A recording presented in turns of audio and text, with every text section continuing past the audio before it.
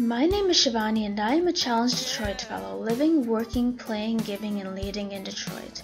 On Mondays through Thursdays, you can find me in Southfield working at my host company Brooks Cushman, where I work as an accounting clerk. On Fridays, I meet up with the fellows in Detroit to work on monthly challenges that address regional issues and opportunities. In my free time, I explore my neighborhood, attend cool events, and meet new people. A few fun things I've done since moving to the city include the Yoga Rock Sport Field, visiting the Arab American National Museum, and attending the 10-Man Jam. I have been able to give back to the community through volunteering with the Lafayette Greens, the United Way for Southeastern Michigan, Forgotten Harvest, and Coalition on Temporary Shelter. Although I grew up at a suburb only 23 miles away from my midtown apartment, moving to Detroit was like entering a whole different world.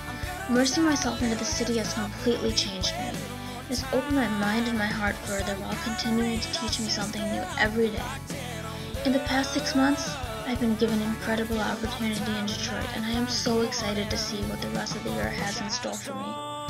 I encourage you all to get to know Detroit, and hopefully, you will fall in love with it too.